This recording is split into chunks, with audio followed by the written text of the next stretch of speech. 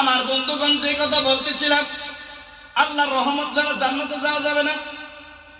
এইবার তার এক গ্লাস পানি দেওয়া হইল।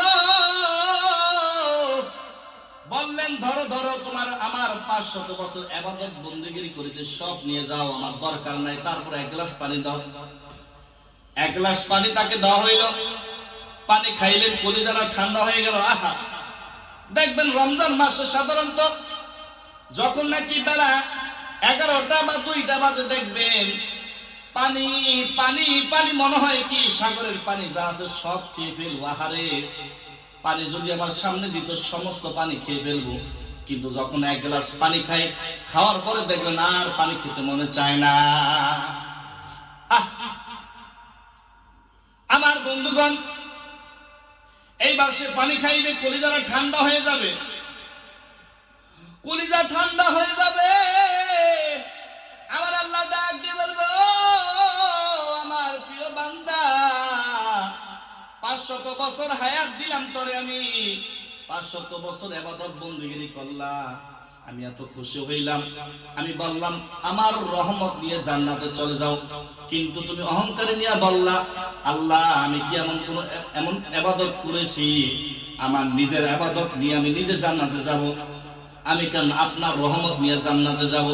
শুনে বান্দা, পৃথিবীতে যত মানুষ আছে, নবী রাসূল বলো, আদম নবীর থেকে শুরু করে মুহাম্মদ সাল্লাল্লাহু আলাইহি সাল্লাম সহ যত নবী রাসূল আছে, সাহাবীরা আছে, ওলিরা আছে, পীররা আছে, সবাই আল্লাহর রহমত ছাড়া জান্নাতে যেতে পারবে না।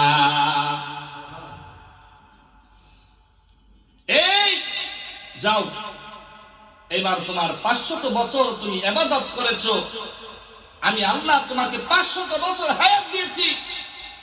আমি রব্বুল আলামিন তোমাকে একটি ডালিম গাছ দিয়েছি, আঙ্গুর গাছ দিয়েছি, আর একটি কূপ দিয়েছি। পানি উঠায়া খাবা, আমি আল্লাহর ইবাদত করবা, বন্দেগী করবা। তোমার জন্য আসমান তৈরি করেছি, জমিন তৈরি করেছি, পাহাড় তৈরি করেছি, পর্বত সৃষ্টি করেছি। আরে আসমান থেকে বৃষ্টি আসে, বৃষ্টি থেকে ফসল হয়, ফসল থেকে তোমরা তোমাদের খাদ্য নিবারণ করো।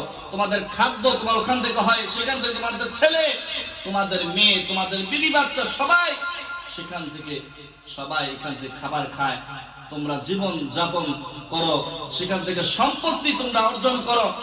আর আজকে তোমাকে আমি বানিয়েছি, হাত দিয়েছি, পা দিয়েছি, তোমার চোখ দিয়েছি। আহারে, কত মানুষ ওভার ব্রিজের এখানে 2টি চোখ নাই, আহা, দুনিয়ার আলো দেখতে পারে না। আমার বন্ধুগণ, আমার রব্বে কারীম 2টি চোখ দিয়েছে, কত মহব্বত করে 2টি চোখ দিয়েছে। আহারে, এমন লোক আছে দেখবেন অন্ধ হাফেজরা ওভার ব্রিজের এখানে দেখবেন সূরা ফাতিহা বলে, ইয়াসিন আর রহমান বলে, কত সুন্দর তেলাওয়াত, আরে মায়া লাগে। আমার রব্বে কারীম 2টি চোখ দেয় নাই, বক্সের ভিতরে কোরআন তেলাওয়াত করে। একবার মনটারে একটু বোঝাও, মন রে, আমার আল্লাহ আমাকে 2টি চোখ দিয়েছে, এত সুন্দর নেয়ামত দিয়েছে।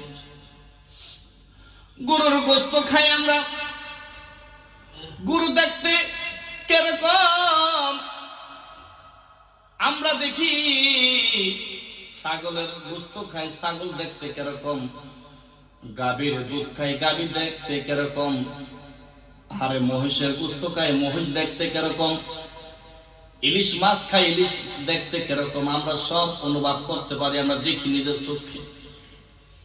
কিন্তু একটি অন্ধ, আমার মাওলা 2টি চোখ দেয় নাই, আমার রব্বে কারীম 2টি চোখ দেয় নাই, তার 2টি চোখ নাই। সে একমাত্র বুঝে তার কত কষ্ট। আমার আল্লাহ তো আমার 2টি হাত দিয়েছেন, এই হাত দিয়ে তুমি যা ইচ্ছা তাই করো,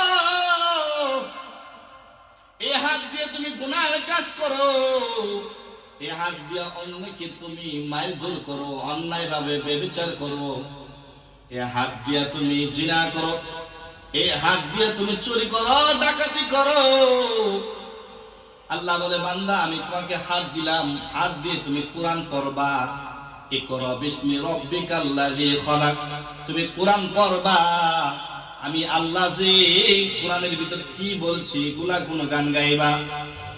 আর তুমি এই হাত দিয়ে তুমি এত গুনাহ করো